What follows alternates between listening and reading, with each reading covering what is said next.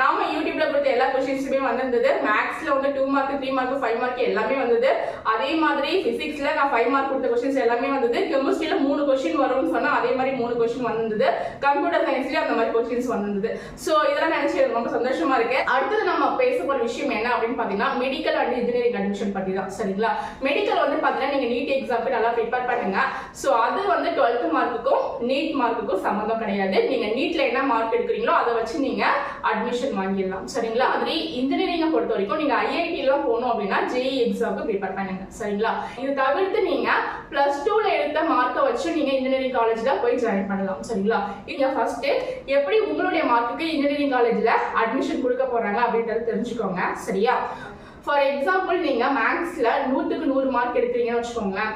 அந்த 100 மார்க்கை அப்படியே வந்து கால்குலேட் பண்ணிப்பாங்க கட் ஆஃப்க்கு. சரிங்களா? அதே மாதிரி பிசிக்ஸ்லயும் நீங்க 100க்கு 100 மார்க் எடுக்கிறீங்க அப்படின்னா மேக்ஸ்ல கால்குலேட் பண்ண மாதிரி 100 மார்க் அப்படியே எடுத்துக்க மாட்டாங்க. நீங்க எடுத்துக்க மார்க்கை 50 மார்க், நீங்க எடுத்துக்கக்கூடிய மார்க்ல இருந்து பாதி மார்க் தான் எடுத்துப்பாங்க. 100க்கு 50 மார்க் எடுத்துப்பாங்க. சரியா? அதே மாதிரி கெமிஸ்ட்ரியில நீங்க 100க்கு 100 மார்க் எடுத்துக்கிறீங்க அப்படின்னா அதே மாதிரி அந்த மார்க்லயும் பாதி மார்க் எடுத்துப்பாங்க. 100க்கு 50 மார்க். சரிங்களா? இது ஒரு எக்ஸாம்பிளுக்காக சொல்றேன். அப்போ நீங்க மேக்ஸ்ல 100க்கு 100 எடுத்தீங்களா, அந்த 100 மார்க். பிசிக்ஸ்ல 100க்கு 100 எடுத்தீங்களா, அந்த 100ல பாதி மார்க் தான் எடுத்துப்பாங்கன்னு சொன்னாலே அதுல ஒரு 50 150 வந்துச்சா. கெமிஸ்ட்ரியில 100க்கு 50 மார்க் தான் எடுத்துப்பாங்கன்னு சொல்லலையா, பாதி தான் எடுத்துப்பாங்கன்னு சொல்லலையா. அப்ப அதுலயும் நீங்க 100க்கு 100 எடுத்திருக்கீங்க, அதுலயே ஒரு பாதி மார்க் 50. அப்போ அதுல ஒரு பிசிக்ஸ்ல 50, கெமிஸ்ட்ரியில 50, 100, மேக்ஸ்ல 100, 200. ஓகேவா? அப்ப இதுதான் உங்களுடைய கட் ஆஃப். 200க்கு தான் கட் ஆஃபா கால்குலேட் பண்ணுவாங்க. சரிங்களா? கட் ஆஃப் மார்க் அப்படின்றது 200க்கு கால்குலேட் பண்ணுவாங்க. சோ நான் சொன்னது வந்து எல்லாமே ஃபுல் மார்க் சொல்லிருக்கேன். 100க்கு 100. நீங்க இதுல எவ்வளவு மார்க் எடுக்கிறீங்களோ அதுல வந்து பாதி மார்க் எடுத்துப்பாங்க. மேக்ஸ்ல மட்டும் நீங்க 100க்கு எவ்வளவு மார்க் எடுக்கிறீங்களோ அதை ஃபுல்லாவே எடுத்துப்பாங்க. சரிங்களா? இதுல இருந்து உங்களுக்கு ஒரு விஷயம் என்ன புரியுது? கட் ஆஃப் பொறுத்த வரைக்கும் மேக்ஸ் மார்க் அப்படின்றது ரொம்ப இம்பார்ட்டன்ட். சரிங்களா?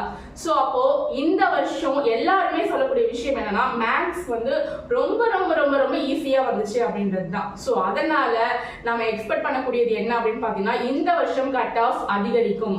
சரிங்களா? லாஸ்ட் இயர் வந்து பாத்தீங்கன்னா மேக்ஸ் ரொம்ப டஃபா தான் வந்தது. சரிங்களா? லாஸ்ட் இயர் क्वेश्चन பேப்பர்ல மேக்ஸ் டஃபா வந்தது.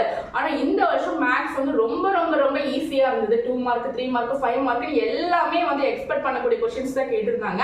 சோ அதனால இந்த வருஷம் கண்டிப்பா மேக்ஸ்ல நிறைய பேர் சென்டம் வாங்குறதுக்கு வாய்ப்பு இருக்கு. சோ அதனால இந்த வருஷம் இன்ஜினியரிங் கட் ஆஃப் அதிகரிக்கிறதுக்கு வாய்ப்பு இருக்கு. ஏன் வந்து மேக்ஸ் மார்க் வச்சு நம்ம கட் ஆஃப் பேசுறோம் அப்படின்றது உங்களுக்கு புரிஞ்சிருக்கும். மேக்ஸ் மார்க் தான் நமக்கு கட் ஆஃப்ல ஃபுல்லா கால்குலேட் பண்ணிக்கிறாங்க. மீதி மார்க் எல்லாம் பாதியா தான் நமக்கு கால்குலேட் பண்ணிக்கிறாங்க. சோ அப்ப மேக்ஸ் மார்க் நமக்கு ஃபுல்லா கால்குலேட் பண்ணிக்கிறதுனால நமக்கு இந்த வாட்டி மேக்ஸ் ரொம்ப ஈஸியா வந்துச்சு. அதனால நிறைய பேர் நிறைய மார்க் வாங்குறதுக்கு வாய்ப்பு இருக்கு. அப்போ கட் ஆஃப் ரைஸ் ஆகிறதுக்கு 100% வாய்ப்பு இருக்கு. சரிங்களா? போன வருஷத்தை கம்பேர் பண்ணும்போது இந்த வருஷம் கண்டிப்பா கட் ஆஃப் வந்து அதிகரிக்கும். சோ இதை தாண்டி நீங்க இன்ஜினியரிங் படிக்கணும் அப்படின்னா கட் ஆஃப் என்னன்றது தெரிஞ்சுக்கிட்டீங்க ஃபர்ஸ்ட். அதுக்கப்புறம் வந்து பாத்தீங்கன்னா நம்ம இன்ஜினியரிங் காலேஜஸ்ல எந்தெந்த மெத்தட்ல ஜாயின் பண்ணலாம் அப்படின்றது தெரிஞ்சுக்கோங்க. ஃபர்ஸ்ட் வந்து யூனிவர்சிட்டி அப்படின்னு எடுத்துக்கிட்டீங்கன்னா யூனிவர்சிட்டியை 2 டைப்பா பிரிக்கலாம். ஒன்னு வந்து ஸ்டேட் யூனிவர்சிட்டி, இன்னொன்னு டீம்டு யூனிவர்சிட்டி. ஓகேங்களா? ஸ்டேட் யூனிவர்சிட்டின்றது கவர்மெண்டோட கட்டுப்பாட்டுல இயங்கக்கூடிய யூனிவர்சிட்டி. டீம்டு யூனிவர்சிட்டின்றது பிரைவேட் யூனிவர்சிட்டி. டீம்டு யூனிவர்சிட்டிக்கு எக்ஸாம்பிள் சொல்லணும் அப்படின்னு பாத்தீங்கன்னா doctor MGR university, Savitha university, Sathyabama university, Veltech. So இந்த மாதிரி நிறைய யூனிவர்சிட்டியை நம்ம சொல்லலாம். சரிங்களா? அதே மாதிரி ஸ்டேட் யூனிவர்சிட்டி அப்படின்றது அண்ணா யூனிவர்சிட்டி அண்ட் அண்ணாமலை யூனிவர்சிட்டி இதெல்லாம் நம்ம சொல்லுவோம். சோ யூனிவர்சிட்டிக்கு அண்டர்ல நிறைய காலேஜஸ் வரும். சரிங்களா? அது அண்ணா யூனிவர்சிட்டிக்கு வரக்கூடிய காலேஜஸ் எல்லாமே கவர்மெண்ட் காலேஜஸா இருக்கணும்னு அவசியம் கிடையாது. ஓகேவா? அண்ணா யூனிவர்சிட்டிக்கு அண்டர்ல கவர்மெண்ட் காலேஜஸும் வரும், கவர்மெண்ட் எய்டட் காலேஜஸும் வரும், பிரைவேட் காலேஜஸும் வரும். சரிங்களா?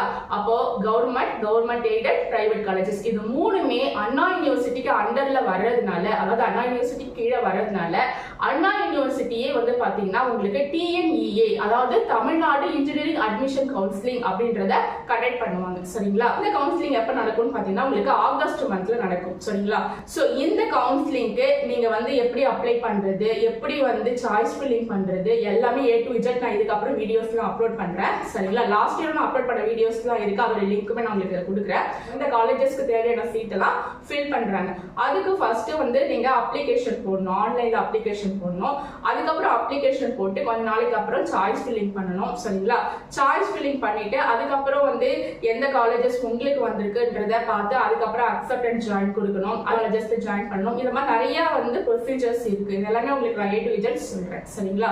அப்போ அண்ணா யூனிவர்சிட்டிக்கு அண்டர்ல கவர்மெண்ட் காலேஜஸ் பொறுத்த வரைக்கும் நீங்க 190 180 இந்த மாதிரி கட் ஆஃப்லாம் எடுத்தீங்கன்னாலே உங்களுக்கு கிடைக்கும். கவர்மெண்ட் எய்டட் காலேஜஸ்க்கு எக்ஸாம்பிள் சொல்லணும்னா நம்ம கோயம்புத்தூர்ல இருக்கக்கூடிய பிஎஸ்டி சொல்லலாம். சரிங்களா, பிஎஸ்டி எல்லாம் வந்து பாத்தீங்கன்னா கவர்மெண்ட் எய்டட் காலேஜ்ல நமக்கு வரும்.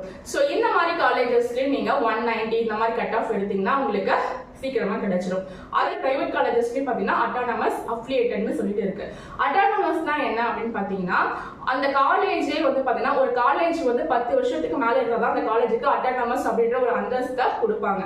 அட்டானமஸ் கொடுக்கறது ஒரு காலேஜுக்கு ரொம்ப ரொம்ப கஷ்டம். அதனாலதான் மேக்சிமம் ஸ்டூடெண்ட்ஸ் எல்லாருமே அட்டானமஸ் காலேஜ்ல சேர்றதுக்கு விருப்பப்படுவாங்க. சோ உங்களுடைய மார்க்குக்கு உங்களுடைய கட் ஆஃப் என்னென்ன அட்டானமஸ் காலேஜஸ் தான் கிடைக்கும் அப்படின்றத நான் உங்களுக்கு கவுன்சிலிங் அப்ப கண்டிப்பா சொல்லுவேன். லாஸ்ட் இயர் மாணவர்கள் நிறைய பேருக்கு நான் நிறைய கைடன்ஸ் கொடுத்துருக்கேன். இப்ப நல்ல காலேஜஸ்ல படிச்சுட்டு இருக்காங்க.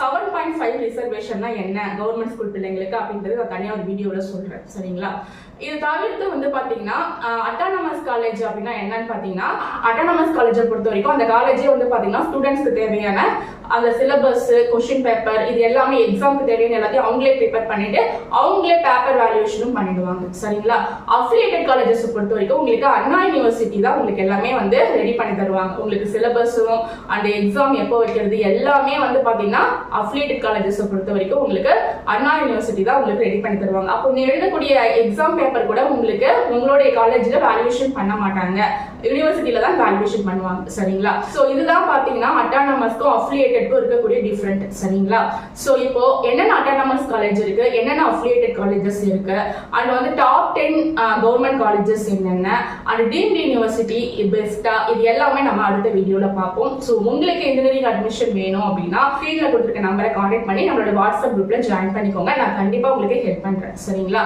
இன்னொரு விஷயம் என்ன அப்படின்னு பாத்தீங்கன்னா இப்பவே மேனேஜ்மெண்ட் கோட்டாவுக்கு போயிட்டு காசை வேஸ்ட் பண்ணாதீங்க. கண்டிப்பா உங்க எல்லாருக்குமே தமிழ்நாடு இன்ஜினியரிங் அட்மிஷன் கவுன்சிலிங் மூலமா சீட் கிடைக்கும். அதனால வெயிட் பண்ணுங்க. நீங்க டீம்டு யூனிவர்சிட்டியில ஜாயின் பண்றதா இருந்தா மட்டும் இப்பவே ஜாயின் பண்ணுங்க. ஏன்னா டீம்டு யூனிவர்சிட்டிக்கு தமிழ்நாடு இன்ஜினியரிங் அட்மிஷன் கவுன்சிலிங் கிடையாது. சரியா, ஓகே, பாய். மீண்டும் அடுத்த ஒரு வீடியோவோட நான் உங்களை சந்திக்கிறேன்.